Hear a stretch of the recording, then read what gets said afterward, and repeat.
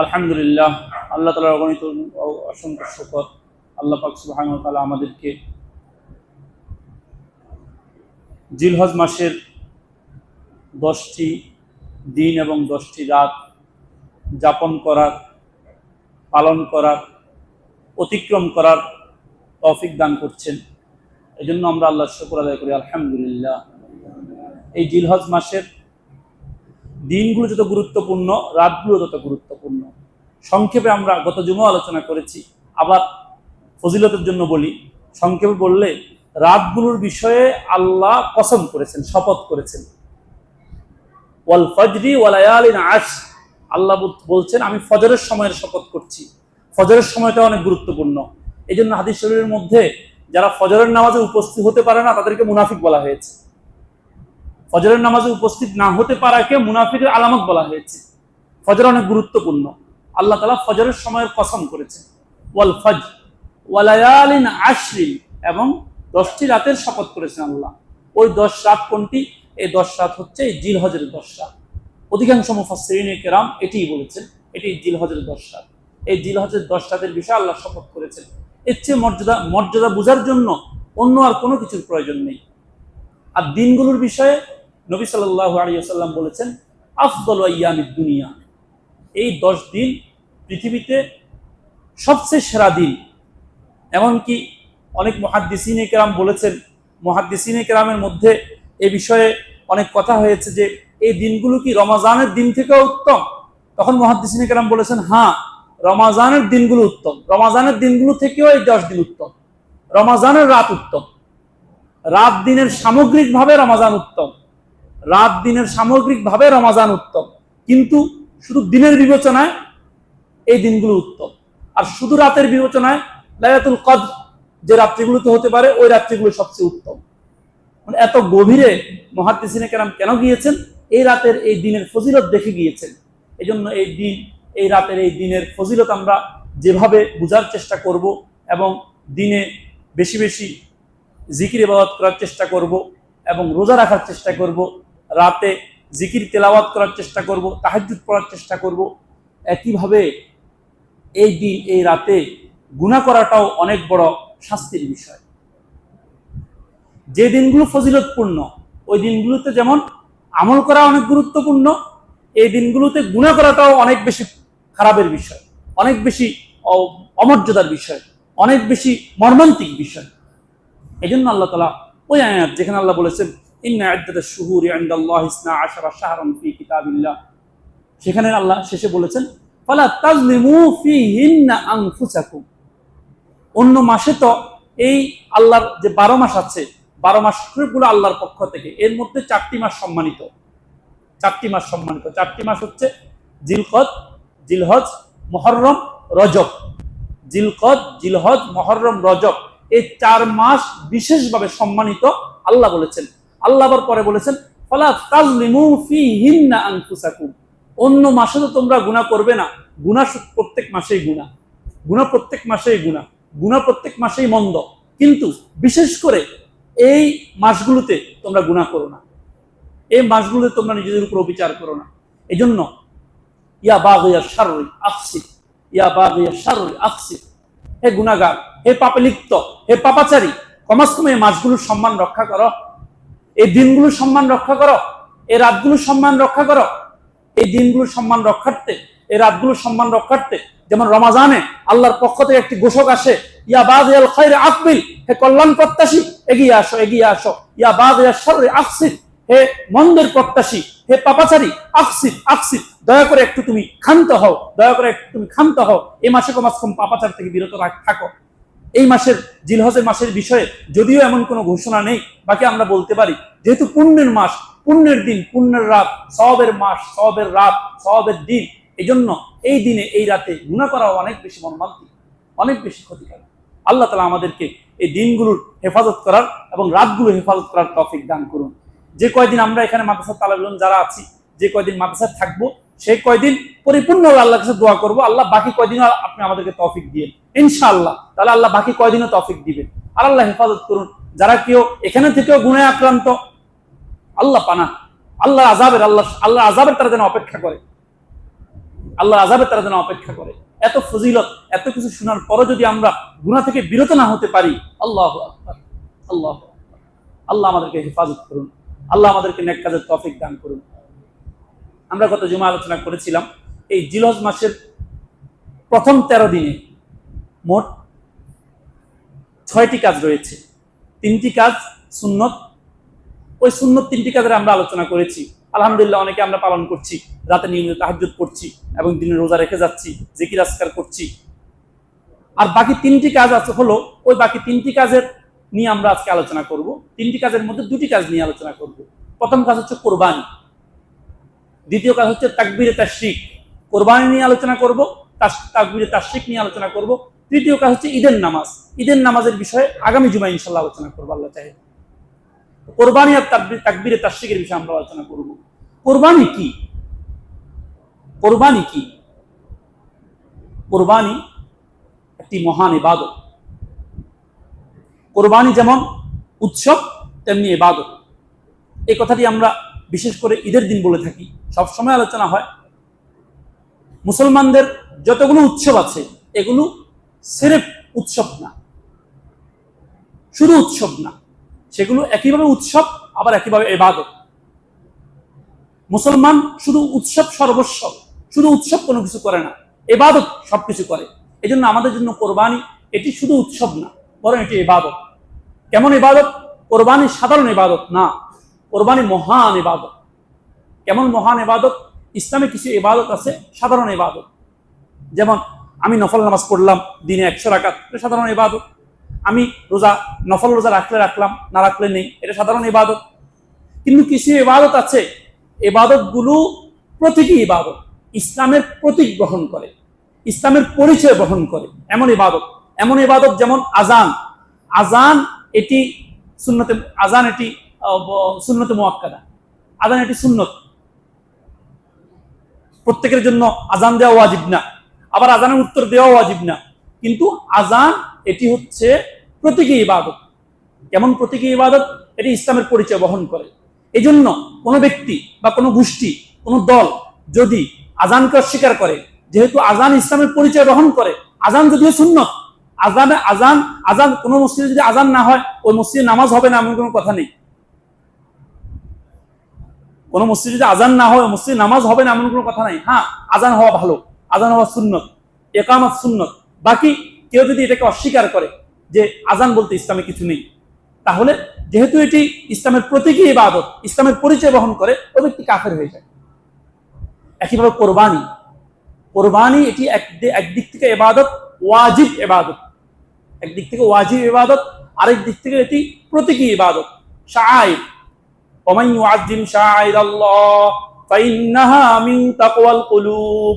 আল্লাহ তাআলা কোরআন মাজিদের মধ্যে যেসব ইবাদতকে ইসলামের পরিচয় বহন করে, যেসব ইবাদত, ঈদ, ঈদের নামাজ, ঈদ, এগুলো ইসলামের পরিচয় বহন করে।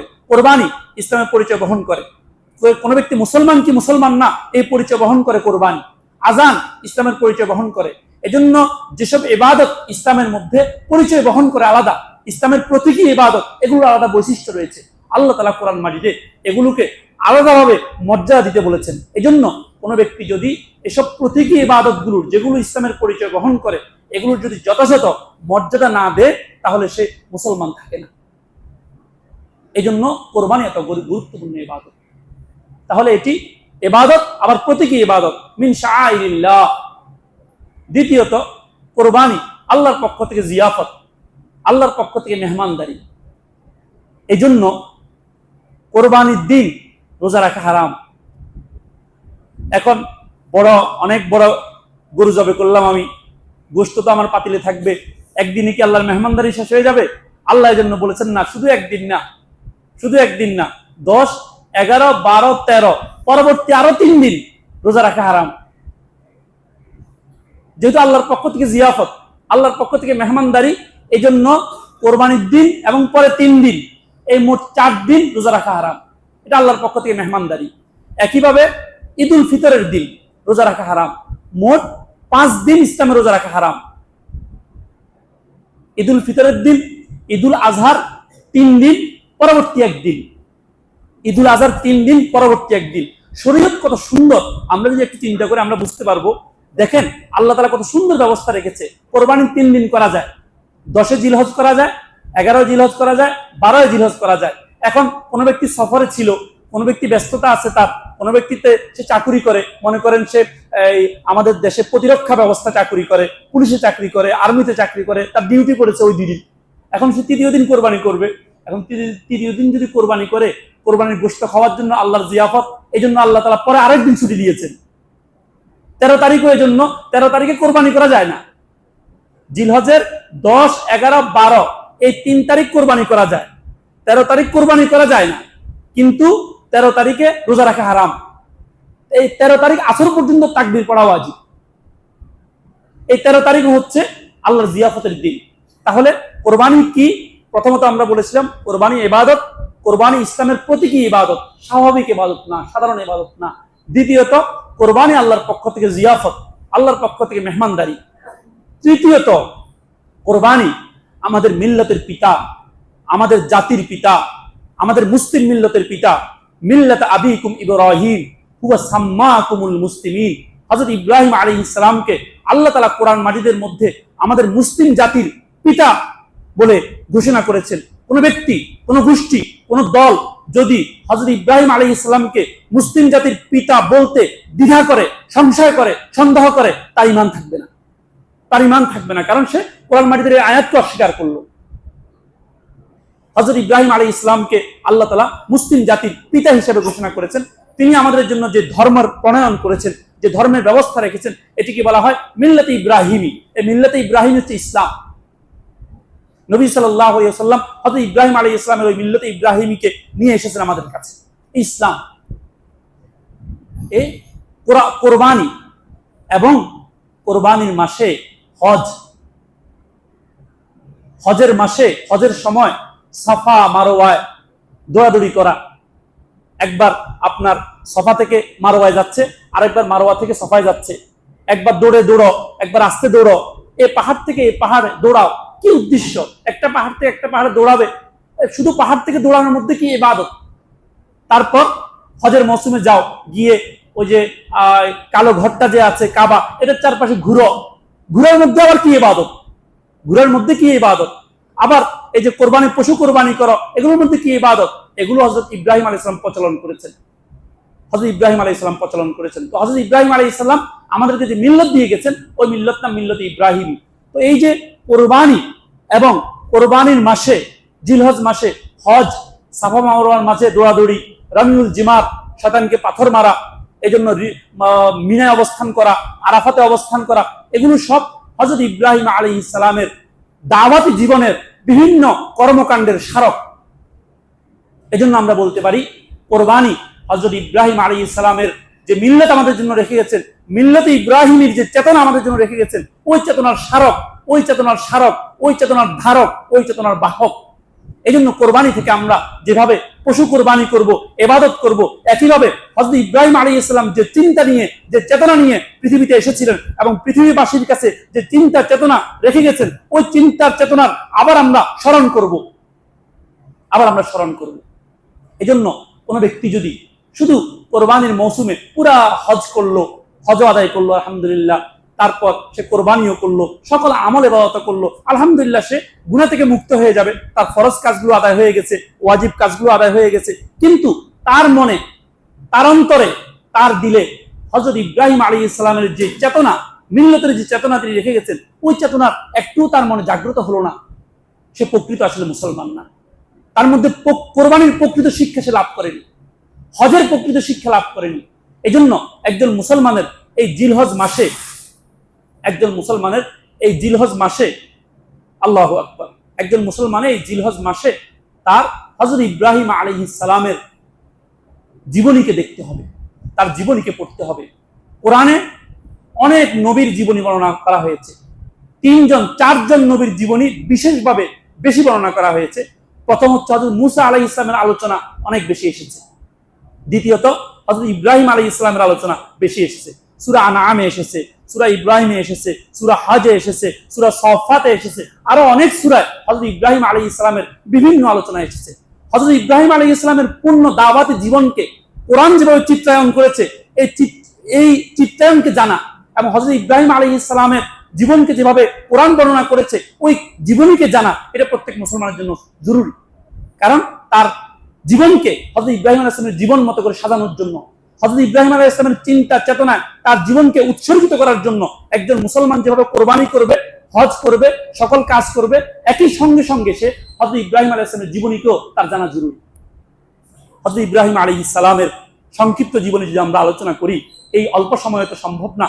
হযরত ইব্রাহিম আলাইহিস সালাম সেই বেবিলন শহরে, বাবেল শহর, ইরাকের বাবেল শহরে জন্মগ্রহণ করেছেন। তিনি যে পরিবারে জন্মগ্রহণ করেছেন সেই পরিবারের মানুষ মূর্তি পূজা করত। এমনকি তার বাবা শুধু মূর্তি পূজা করত না, বরং মূর্তির ব্যবসা করত। তার বাবা মূর্তির ব্যবসা করত, মূর্তির বিক্রেতা ছিল তার বাবা। তিনি ওই পরিবেশে বড় হয়ে বাবাকে, তার যখন বুঝ হলো, আল্লাহ যখন তাকে জ্ঞান দান করলেন, এলেম দান করলেন, আল্লাহ যখন তাকে নবুয়ত দান করলেন, তিনি যখন বুঝতে পারলেন যে এই পৃথিবীর একজন স্রষ্টা আছে, এই যে মানুষ মূর্তি পূজা করে এগুলো সত্য না, তিনি বাবাকে বললেন, ইয়া আবাতি লিমা তাফআলু, ইয়া আবাতি লিমা তাফআলু, হে আমার প্রিয় বাবা, আপনি এগুলো কেন করেন? আপনি এগুলো কেন করেন? আপনি মূর্তি পূজা কেন করেন? তিনি মূর্তি পূজার বিরুদ্ধে দাঁড়ালেন। অনেক বাবাকে অনেক কোমল ভাবে দাঁড়ালেন। বাবা অনেক কঠিন ভাষায় তাকে খণ্ডন করলেন, কঠিন ভাষায় বাবা উত্তর দিলেন, কঠিন ভাষায় বাবা উত্তর দিলেন, ওয়াহজুরনি মালিয়া, ছাড়ো আমাকে, এসব কথা আমাকে বলো না, ছাড়ো। তিনি বাবাকে নরম ভাষায় দাওয়াত দিয়ে থাকলেন। ওই পরিবারে বসে বাবাকে দাওয়াত দিলেন। তিনি যে সমাজে বড় হয়েছেন, হযরত ইব্রাহিম আলাইহিস সালাম, ওই সমাজ মূর্তি পূজারীর সমাজ ছিল, সবাই মূর্তি পূজা করত। হযরত ইব্রাহিম আলাইহিস সালাম সবাইকে দাওয়াত দিলেন, হে আমার সম্প্রদায়, তোমরা কিসের পূজা করছো? এমনকি হযরত ইব্রাহিম আলাইহিস সালাম যখন সবাই একদিন মেলায় গেল, হযরত ইব্রাহিম আলাইহিস সালাম ওই মূর্তিগুলোকে ভেঙে দিলেন। এটা কোরআনের ঘটনা। হযরত ইব্রাহিম আলাইহিস সালাম মূর্তিগুলোকে ভেঙে দিলেন। মূর্তি ভাঙ্গার কারণে হযরত ইব্রাহিম আলাইহিস সালাম মূর্তি কেন ভেঙেছেন? মূর্তিকে শুধু শুধু ভাঙ্গার জন্য ভাঙ্গেননি, বরং তিনি মূর্তিকে ভেঙেছেন এই জন্য, মূর্তি ভাঙ্গাকে কেন্দ্র করে যেন সবাই এক মাঠে একত্র হয়। সবাই এক মাঠে একত্র হলো, এক মাঠে একত্র হয়ে জিজ্ঞাসা করতে লাগলো, কে আমাদের মূর্তি ভেঙেছে? হযরত ইব্রাহিম আলাইহিস সালামের দিকে সবাই ইশারা করলো। তিনি বললেন, হ্যাঁ, আমি তো ভাঙ্গিনি, ওই বড়টি ভেঙেছে। বিস্তারিত ঘটনা আছে। হযরত ইব্রাহিম আলাইহিস সালামের বিরুদ্ধে সবাই ফুঁসে গেল। ফুঁসে যাওয়ার পর সবাই সিদ্ধান্ত নিল যে আমরা ইব্রাহিমকে আর রাখবো না, এই পৃথিবী থেকে তাকে মুছে দিব, আমাদের এই সমাজ থেকে মুছে দিব। হযরত ইব্রাহিম আলাইহিস সালাম এই মূর্তি পূজার বিরুদ্ধে কথা বলার কারণে তিনি একভাবে যেমন তার বাবার কাছে বিরাগ ভাজন হলেন, বাবা তাকে ছেড়ে দিল, একইভাবে তিনি সমাজের কাছে বিরাগ ভাজন হলেন। সমাজ তাকে তার জন্য অগ্নিকুণ্ড প্রজ্বলিত করলো, ও আগুনের মধ্যে তাকে ফেলে দিল। ওই আগুনকে আল্লাহ হুকুম দিলেন, ইয়া নারু কুনি বারদান ওয়া সালামান আলা ইব্রাহিম, হে আগুন তুমি ইব্রাহিমের জন্য শীতল হয়ে যাও। হযরত ইব্রাহিম আলাইহিস সালাম সেখানে বসে বসে হাসবুনাল্লাহু ওয়া নি'মাল ওয়াকিল পড়তে থাকলেন, আর আগুন তার জন্য শীতল হয়ে গেল। এই ঘটনাগুলো আমাদের জন্য কেন? আমাদের জন্য এই ঘটনাগুলো এই জন্য যেন আমরা ইব্রাহিম আলাইহিস সালামের চেতনা ধারণ করি। তারপর থেকে সেখান থেকে হযরত ইব্রাহিম আলাইহিস সালাম যখন তার পরিবার তাকে ত্যাগ করলো, তার সমাজ তাকে ত্যাগ করলো, তিনি তখন ওই যুগের বাদশা ছিল নমরুদ। 400 বছর নমরুদ বেবিলন শহরে বাদশাহী করেছে। 400 বছর। আল বেদায়া ওয়ান নিহায়া কিতাবে উল্লেখিত আছে। ওই নমরুদের কাছে তিনি ইসলামের দাওয়াত নিয়ে গেলেন। তোমার রবকে, আমার রব আল্লাহ, একথা বলতে গেলেন। একথা বলার পর হযরত ইব্রাহিম আলাইহিস সালামের সঙ্গে নমরুদের সঙ্গে বিশাল তর্কযুদ্ধ হলো। ওই তর্কযুদ্ধ কোরআনে বর্ণিত আছে। এজন্য আমাদেরকে ইব্রাহিমের চেতনা বুঝতে হলে হযরত ইব্রাহিম আলাইহিস সালামের সঙ্গে তার বাবার সঙ্গে কি সংলাপ হয়েছিল, হযরত ইব্রাহিম আলাইহিস সালামের সঙ্গে তার কওমের সঙ্গে কি সংলাপ হয়েছিল, হযরত ইব্রাহিম আলাইহিস সালামের সঙ্গে আর তার বাদশার সঙ্গে কি সংলাপ হয়েছিল, ওই সংলাপগুলো কোরআন মাজিদে বর্ণিত আছে। আমাদেরকে ওই সংলাপগুলো পড়তে হবে এবং সংলাপগুলোকে জানতে হবে এবং সেগুলো থেকে বুঝতে হবে ইব্রাহিমের চেতনা কি। হযরত ইব্রাহিম আলাইহিস সালাম পৃথিবীতে এটাই প্রতিষ্ঠিত করতে চাইলেন যে একমাত্র রব আল্লাহ। পৃথিবীতে কোনো রব হতে পারে না, কোনো মূর্তি রব হতে পারে না, কোনো ব্যবস্থা রব হতে পারে না। আজকালকার পৃথিবীতে অধিকাংশ মানুষের রব হচ্ছে টাকা পয়সা, অধিকাংশ মানুষের ইলাহ হচ্ছে টাকা পয়সা। যারা কাফের, যারা নাস্তিক, তাদের রব হচ্ছে টাকা পয়সা। আর কিছু মানুষের রব হচ্ছে, কিছু মানুষের খোদা হচ্ছে আমেরিকা, কিছু মানুষের খোদা হচ্ছে আমেরিকার ট্রাম্প, কিছু মানুষের খোদা। আজকালকার পৃথিবীতে হযরত ইব্রাহিম আলাইহিস সালাম যদি আসতেন, তিনি এই বিশ্ব ব্যবস্থার বিরুদ্ধে অবশ্যই আওয়াজ উঠাতেন। আমরা যদি এই কোরবানি থেকে, হজ থেকে হযরত ইব্রাহিমের চেতনা লালন না করি, আমাদের সমাজে পাপাচারের বিরুদ্ধে আমরা যদি প্রতিবাদ মুখর না হই, তাহলে হযরত ইব্রাহিম আলাইহিস সালামের সঠিক চেতনা আমরা লালন করতে পারবো না। এরপর হযরত ইব্রাহিম আলাইহিস সালামকে যখন পরিবার ত্যাগ করলেন, সমাজ ত্যাগ করলেন, ওই যুগের বাদশা তাকে ত্যাগ করলেন, তিনি সেখান থেকে সফর করে কোথায় এলেন? সেখান থেকে সফর করে তিনি শামে এলেন, সিরিয়া এলেন। সিরিয়া এসে সেখানে দেখলেন তিনি মানুষ তারকার পূজা করে, মানুষ চাঁদের পূজা করে, মানুষ সূর্যের পূজা করে। তিনি সেখানে মানুষকে দাওয়াত দিলেন, তা মানুষকে সেখানে মানুষকে প্রায়োগিকভাবে মানুষকে মাঠে নিয়ে দেখালেন, কেন তোমরা এই সূর্যের পূজা করো? এই সূর্য একদিন ডুবে একদিন অস্ত যায়, একদিন উদিত হয় একদিন অস্ত যায়। কেন তোমরা এই চাঁদের পূজা করো? এই চাঁদ একবার উদয় হয় একবার অস্ত যায়। তোমরা কেন এই তারকার পূজা করো? এই তারকা একদিন উদিত হয় একদিন অস্ত যায়। যে অস্ত যায় সে প্রভু হতে পারে না। কোরআনে এই সংলাপগুলো আছে। তিনি শামে এসে মানুষকে এভাবে দিনের দাওয়াত দিলেন। এরপর শাম থেকে তিনি বাইতুল মাকদিসে এলেন, মিশর হয়ে তিনি বাইতুল মাকদিসে এলেন, ফিলিস্তিনে এলেন, বাইতুল মাকদিসে এসে বাইতুল মাকদিস তিনি মক্কায় এলেন। মক্কায় এসে হযরত হাজর আলাইহিস সালাম সেখানে রাখলেন, তার শিশুপুত্র ইসমাইল জন্মগ্রহণ করলেন। এরপরের ইতিহাস আমাদের সকলের জানা। যদি আমরা ইতিহাসগুলো না জানি এবং ইতিহাসগুলোর ইতিহাসগুলোর ফাঁকে ইতিহাসগুলোর শব্দ থেকে, কোরআনের শব্দগুলো থেকে আমরা যদি শিক্ষা গ্রহণ না করি, প্রকৃত আমরা ইব্রাহিম আলাইহিস সালামের চেতনা লালন করি এটা বলতে পারবো না। এরপর হযরত ইব্রাহিম আলাইহিস সালামকে আদেশ করলেন, তুমি তার ছেলেকে জবাই করো। হযরত ইব্রাহিম আলাইহিস সালাম কিভাবে আদেশ করলেন? ৮৬ বছর বয়সে তিনি এই পুত্রকে পেলেন। এই পুত্র জন্মগ্রহণ করেছে ৮৬ বছর বয়সে। এই বয়সে তিনি কিভাবে আদেশ করতে পারলেন? আল্লাহু আকবার। এবং পুত্র কত কায় মনোবাক্যে, কত সজ্ঞানে, কত স্বাচ্ছন্দ্য মনে, কত স্বতঃস্ফূর্ত ভাবে পুত্র বাবার এই আদেশকে বলল, ইয়া আবাতি ফাআল মা তুমার সাতাজিদুনি ইনশাআল্লাহু মিনাস সাবিরিন। বাবা অবশ্যই করেন, আল্লাহ আপনাকে যেটা বলেছেন সেটা করেন। সাতাজিদুনি ইনশাআল্লাহু মিনাস সাবিরিন, আমাকে অবশ্যই ধৈর্যশীলদের মধ্যে পাবেন বাবা, আমি আপনার আদেশের অন্যথা করব না। এখানে আমাদের শিক্ষা আছে। আমাদের পিতারা, আমাদের পুত্ররা যদি আমাদের পুত্রদেরকে আমরা যদি বলি, বাবা তোমাদেরকে আল্লাহর নামে জবাই করব, আমাদের পুত্ররা কি সেটা কবুল করবে? সেটা জবাইয়ের কথা ভিন্ন কথা, জবাইয়ের আদেশ তো নেই ইসলামে। কিন্তু আমাদের পুত্রদেরকে আমরা কি সাধারণ আদেশ যেগুলো করি সেগুলো কি মানে? তাহলে কি আমি কি কোরবানি করলাম, হজ করলাম, যদি আমার পুত্রের মাঝে ওই শিক্ষাটুকু না দিতে পারলাম, সঠিক ইসলামী শিক্ষা আমার পুত্রের মাঝে যদি না দিতে পারলাম, তাহলে কি আমি সত্যিকার অর্থে ইব্রাহিমী চেতনা লালন করলাম? খুব সুন্দর করে মিঠা করে মিষ্টি করে সেই কোরবানির গল্প শোনালাম, বাবা ইসমাইল নিয়ে গেল, ইব্রাহিম নিয়ে গেল, অনেক সুন্দর করে গল্পটা শোনালাম। কিন্তু গল্পের যে আড়ালে সে শিক্ষা গ্রহণ করা প্রকৃত শিক্ষা গ্রহণ করা প্রকৃত কোরবানি। আসুন আমরা হজ ও কোরবানির যে প্রকৃত শিক্ষা ইব্রাহিমের চেতনায় আবার জাগ্রত হই, এই শিক্ষা আমরা গ্রহণ করি। এজন্য আমি আজকে বলতে চাচ্ছি, অল্প সময়ের মধ্যে পুরা ইব্রাহিম আলাইহিস সালামের জীবনীকে চিত্রায়ন করা, কোরআন যেভাবে চিত্রায়ন করেছে সেভাবে চিত্রায়ন করা সম্ভব না।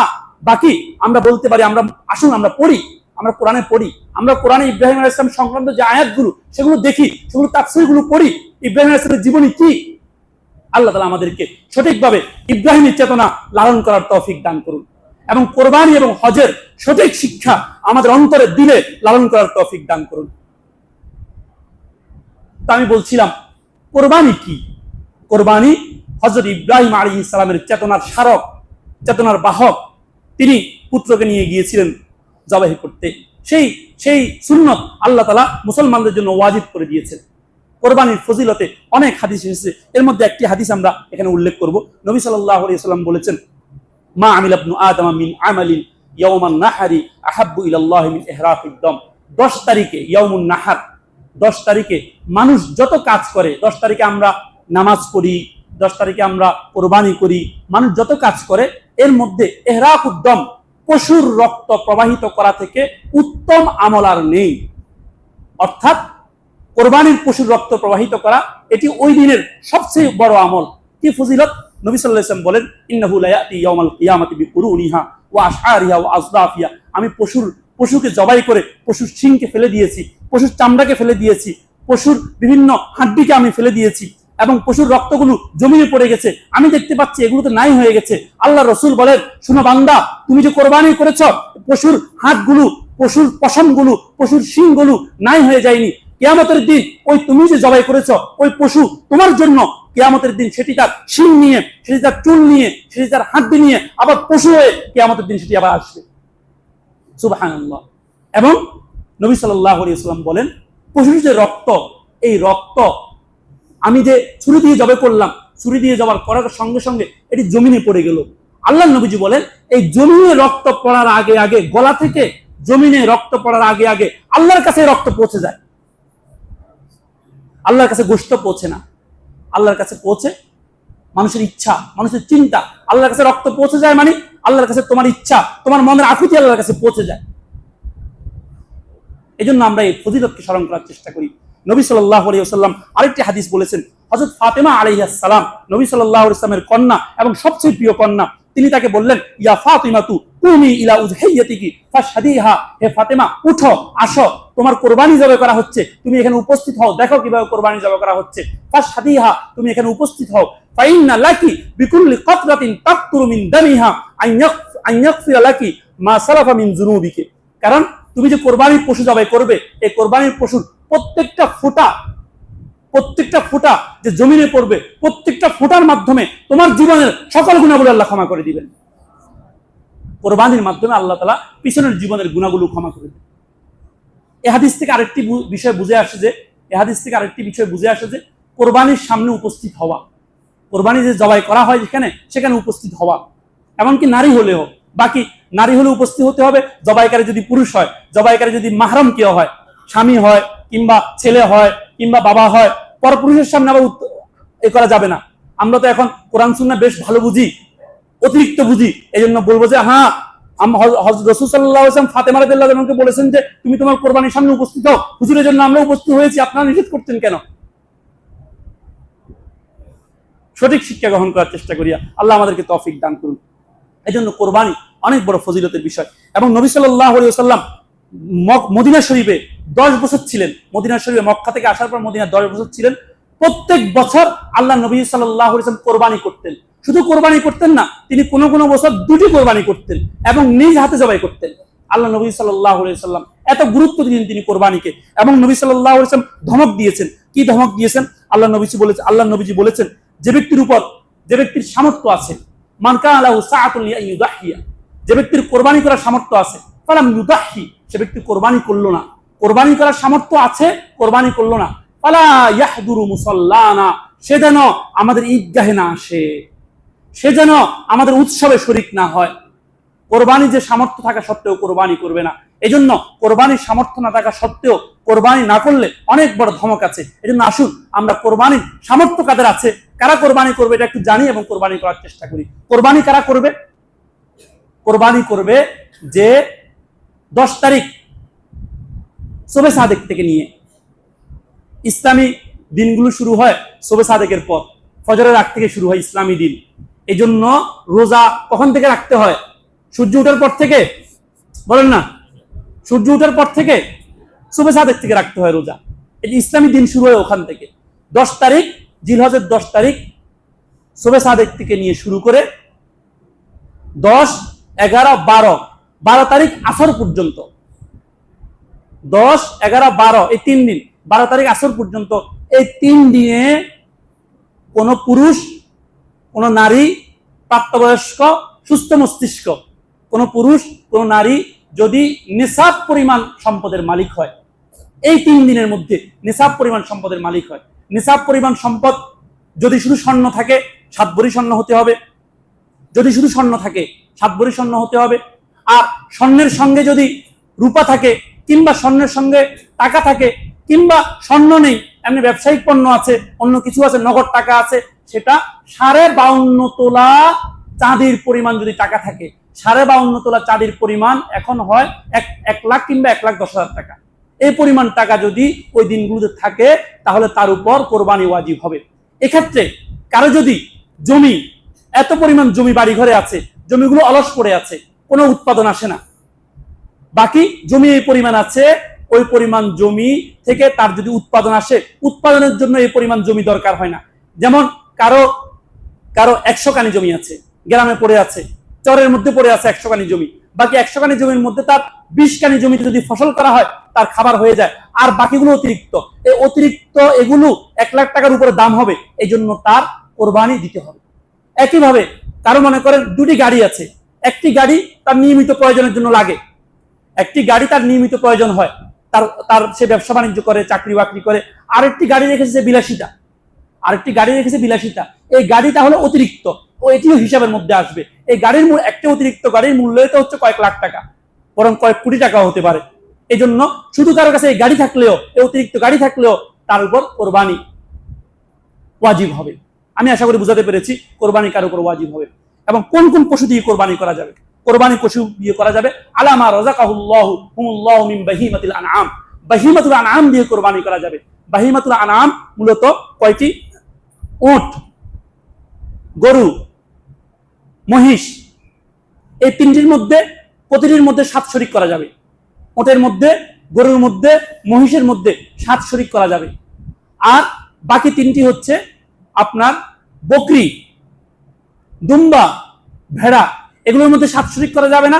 এগুলোর মধ্যে একটির জন্য একজন, একটির জন্য একজন। দ্বিতীয় কথা হলো বয়স, পশুর বয়স কি ভালো করে আমরা জেনে নিই। উটের ক্ষেত্রে 5 বছর হতে হবে, আর গরু এবং মহিষের ক্ষেত্রে পরিপূর্ণ 2 বছর হতে হবে, পরিপূর্ণ 2 বছর হতে হবে। কোন বকরির, কোন গরুর বয়সের বিষয়ে যদি আপনার সন্দেহ হয়, সন্দেহ যদি প্রবল হয়, তাহলে আপনি এটা করতে পারবেন না। আপনার সন্দেহ হচ্ছে, মালিক দাবি করছে যে 2 বছর, এখন তো প্রতারণার যুগ, এই জন্য তার দাবির ভিত্তিতে আপনি করতে পারবেন না। আপনি তাকে বিশ্লেষণ করতে হবে, গবেষণা করতে হবে, তাহকিক করতে হবে, খোঁজ খবর নিতে হবে এলাকা থেকে, আসলে 2 বছর পূর্ণ হলো কিনা। এবং দুম্বা এবং ভেড়া, দুম্বা এবং ভেড়ার ক্ষেত্রে 1 বছর পরিপূর্ণ হতে হবে। দুম্বা এবং ভেড়ার ক্ষেত্রে 1 বছর পরিপূর্ণ হতে হবে। বাকি 1 বছর পরিপূর্ণ হয়নি, 6 মাস হয়েছে, 7 মাস হয়েছে, 8 মাস হয়েছে, দেখতে অনেক বড় দেখা যাচ্ছে, দুম্বা বিশেষ করে অনেক বড় দেখা যায়। দুম্বার ভেড়ার ক্ষেত্রে 1 বছর হতে হবে। বাকি 1 বছর না হলেও দেখতে যদি বড় দেখা যায়, 1 বছরের মতো মনে হয়, তাহলে সেটা দিয়ে করা যাবে। কিন্তু ছাগলের ক্ষেত্রে, বকরির ক্ষেত্রে 1 বছর পরিপূর্ণ হতে হবে। দেখতে বড় দেখা গেলেও 1 বছরের কম হলে ওই বকরি দিয়ে কোরবানি হবে না। তাহলে আমরা কোন কোন পশু দিয়ে কোরবানি করা যায় এটা বললাম, এবং কোরবানি পশুর বয়স বললাম। আর 2-1টা মাসালা আমরা সংক্ষিপ্তভাবে আলোচনা করব।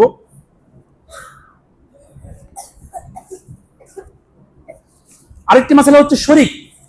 কোরবানির যারা শরিক হবে, তারা যদি, কোরবানির মধ্যে যারা শরিক হবে, তারা কেউ যদি হারাম অর্থের উপার্জিত থাকে, আমার জানাশোনা আছে সে হারাম অর্থ উপার্জন করে, তাহলে কারো কোরবানি হবে না। এজন্য শরিক নেওয়ার ক্ষেত্রে আমরা একটু চিন্তা করি। এমনকি আপনার ওলামায়ে কেরাম তো বলেছেন, কোরবানির শরিক নেওয়ার ক্ষেত্রে নামাজি বেনামাজি চিন্তা করা। বেনামাজি মানুষ বেনামাজি, কিন্তু তার মাল হালাল, এর সঙ্গে কোরবানি করলে কোরবানি হয়ে যাবে। সে বেনামাজি, নামাজ পড়ে না নিয়মিত, বাকি মাল হালাল, কোরবানি করলে কোরবানি হয়ে যাবে, কোরবানির সমস্যা হবে না। বাকি উত্তম না, কারণ এটা তো মহান ইবাদত। আমি নামাজ পড়ি, সে বেনামাজি, নামাজি বেনামাজি কোরবানি করতে নিষেধ করেছেন ওলামায়ে কেরাম। আরেকটি গুরুত্বপূর্ণ মাসালা হচ্ছে, আমাদের কোন কোন পরিবারে মনে করে, আমাদের অনেক পরিবারে অনেক ঘরের ছেলের বউদের উপর কোরবানি ওয়াজিব। কারণ ছেলের বউরা বিদেশে থাকে, ছেলেরা বিদেশে থাকে, ছেলের বউদের নামে তার আপনার ব্যাংকে আলাদা অর্থ জমা থাকে, 1 লাখ, 1.5 লাখ, 2 লাখ টাকা জমা থাকে। কিংবা কারো কারো 7 ভরি স্বর্ণ আছে, কারো 7 ভরি স্বর্ণ নেই, কিন্তু 2 ভরি 3 ভরি স্বর্ণ আছে। 2 ভরি 3 ভরি স্বর্ণের সঙ্গে 40,000 টাকা, 50,000 টাকা ব্যাংকে আছে তার। কিংবা তার স্বর্ণের সঙ্গে 2 ভরি 1 ভরি স্বর্ণের সঙ্গে টাকা নেই, 1 ভরি রূপা আছে, তাহলে এদের সবার উপর কোরবানি ওয়াজিব। এই জন্য অনেক সময় আমরা ঘরের যারা কর্তা পুরুষ, আমরা এই মেয়েদের কথা খেয়াল করি না, মেয়েদেরকে আমরা কোরবানিতে শরিক করি না। বরং কেউ কেউ তো এমন করি, পুরা ঘরে উপার্জন করে 5 জন, ঘরের মধ্যে উপার্জন করে 5 জন, ঘরের মধ্যে নিয়মসম্মতভাবে 5 জনের উপর কোরবানি ওয়াজিব, কিন্তু সবার পক্ষ থেকে একটা কোরবানি করে, 1 শরিক কোরবানি করে, 1 শরিক কোরবানি করে।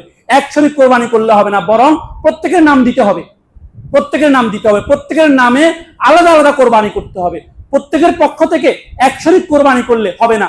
কিংবা কোন পরিবারে 10 জনের উপর কোরবানি ওয়াজিব, এমন সবার পক্ষ থেকে একটা গরু কোরবানি করে দিল, বললে আমরা তো কোরবানি করেছি, হবে না।